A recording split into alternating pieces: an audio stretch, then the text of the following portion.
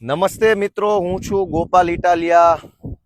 ભેસાણ, વિસાવદર અને જુનાગઢ ગ્રામ્ય મત વિસ્તારમાંથી લોકોએ મને આશીર્વાદ આપી અને કામ કરવા માટે મોકલ્યો છે એવો ધારાસભ્ય.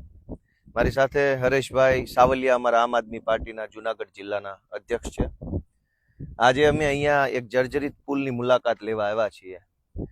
દોસ્તો, રોજ જાગીને એક બ્રિજ તૂટે છે. થોડાક દિવસ પહેલા ગંભીરાનો બ્રિજ તૂટ્યો, આજે માંગરોળ પાસે આવેલો બ્રિજ તૂટ્યો. હજુ નવો બ્રિજ તૂટે અને લોકોને જીવહાનિ થાય કે માલ મિલકતની નુકસાન થાય એ પહેલા ભાજપના ભ્રષ્ટાચારી માનસિકતા ધરાવતા ચોર નેતાઓ જાગી જાય તો સારી વાત છે. હું અત્યારે અમારા મત વિસ્તારમાં છું, ભેસાણ તાલુકામાં છું. આ બાજુ બામણગઢ ગામ આવેલું છે, આ બાજુ રાણપુર ગામ આવેલું છે. બામણગઢથી રાણપુર એટલે કે જુનાગઢ તરફ જતા મેઇન રોડનો જે કનેક્ટિવિટીનો રોડ છે એમાં ઉબેણ નદી છે અને આ ઉબેણ નદી ઉપર આવેલો બ્રિજ છે. હું તમને બતાવું, આવો આગળ. ઉબેણ નદીનો બ્રિજ.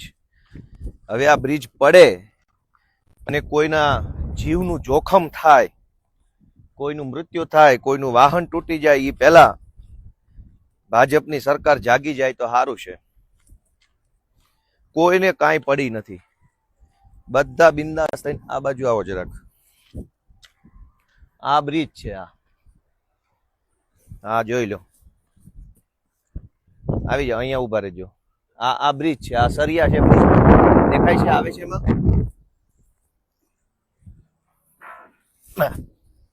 ક્યાં છો? આ બ્રિજ છે, આ બ્રિજ ના હરિયા છે. હવે આ બ્રિજ તૂટી પડશે, બસ બહુ હેઠે જતા ને માથે પડશે, આનું નક્કી નહીં. ભાજપના આ બ્રિજ છે, આ જોઈ લો. આ બધા હરિયા નીકળી ગયા છે, આ હરિયો નીકળી ગયો છે. નજીક આવો જરાક, હરિયા બતાવો. બધું તૂટી ફૂટીને બધું નકામું થઈ ગયું છે. હવે આ બ્રિજ કોકની માથા પર પડે અને કઈક મકાન બધું ભયંકર તૂટફૂટ થઈ ગયેલી છે. હા, કોઈને પડી નથી. ભાજપના નેતાઓને તો ભ્રષ્ટાચાર કરવામાં, પૈસા ખાવા સિવાય આ બધી જ જગ્યાએથી બ્રિજ આખો હળી ગયેલો છે. તમામ જગ્યાએ હળી ગયો છે. અહીંથી દેખાય છે બધું જ, છેક થી છેક સુધી. કેમેરામાં કેટલો તૂટલો દેખાય છે અલગ વિષય, બાકી નરી આંખે જોવો તો કોઈ પણ સમયે આ બ્રિજ ગમે ત્યારે તૂટે એવી પરિસ્થિતિ ગણી શકાય આપણે. પછી તો સરકારી એન્જિનિયરો સ્ટ્રક્ચરલ સ્ટેબિલિટીનો રિપોર્ટ કરે અને ચેક કરે કે આ શું છે. આ જુઓ, આ હરિયા નીકળી ગયા છે કાયદેસર, છતાંય તે કોઈના પેટનું પાણી નથી હલતું. પછી જ્યારે બ્રિજ તૂટી જશે, ખરેખર 10-15 લોકો નીચે પડશે, દાખલા તરીકે એકાદી બે ગાડીઓ ફોર વ્હીલર પડશે, પછી કે છે કે આ 10 ગાળા પૈકી એક ગાળો તૂટ્યો છે.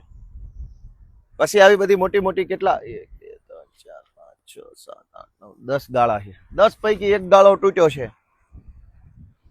કડક કાર્યવાહી કરશું, તપાસના આદેશ આપશું. આજે જ સવારે માંગરોળ પાસેના એક ગામમાં બ્રિજ તૂટ્યો. હવે આ બ્રિજ તૂટવાની રાહ જોઈ રહ્યા હોય ભાજપ વાળા એવું મને લાગે છે.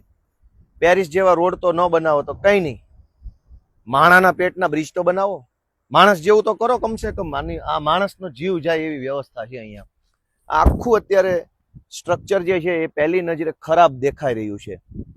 સામાન્ય નજરે જોવો તો એવું લાગે કે આ બધું યોગ્ય નથી, પણ હવે કોણ સમજાવે? આ જોઈ લો, પેલી બાજુથી સરિયા નીકળી ગયેલા છે, આ બાજુ તો પાણીમાંથી જવાય એવું છે કે નહીં. હરિયા એ બાજુ તે લોખંડના સળિયા નીકળી ગયા છે.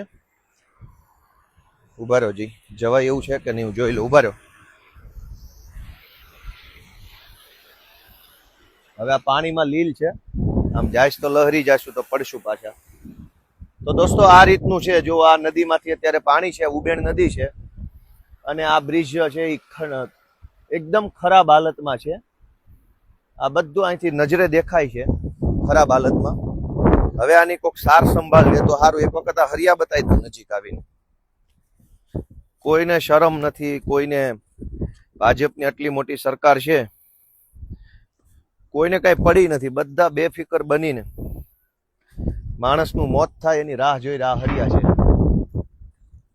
ક્યારે તૂટે અને માથે પડશે એનું નક્કી નથી. અને એકદમ ખરાબ છે સ્ટ્રક્ચર. એકદમ અહીંથી ચોખ્ખું દેખાય છે કે આ બધું હળી ગયું છે, આ સ્ટ્રક્ચર આખું. કઈ જવું નથી, હાલો લોચા પડશે વળી. ભાજપ વાળા તો કઈ બંધાઈ દેશે નહીં. તો મિત્રો આ રીતની વસ્તુ છે. આ અમારા મત વિસ્તારમાં આ બાજુ બામણગઢ છે, આ બાજુ રાણપુર અને જુનાગઢ જવાનો મેઇન હાઈવે છે. ભેસાણ જુનાગઢ હાઈવે ઉપર રાણપુર ગામ છે, એટલે આ કનેક્ટિવિટી માટેનો મોટો રોડ છે. આ નાળાની આવી હાલત છે. ભાજપની સરકારમાં આત્મા જાગે, સરકારનો આત્મા જાગે, ભાજપના નેતાનો આત્મા જાગે, ભાજપના મંત્રીઓનો આત્મા જાગે એવી હું આશા રાખું છું.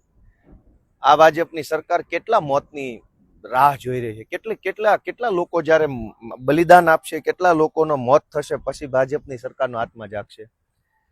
ક્યારેક તો વહેલા જાગો, ક્યારેક તો સમયસર જાગો, ક્યારેક તો આંખ ખોલો. દર વખતે માણસ મરે, પરિવારનો માળો વિખાઈ જાય, લોકો હતપ્રભ થઈ જાય, લોકો આઘાતમાં સરી જાય, હોહા થઈ જાય, પછી જ જાગવાનું.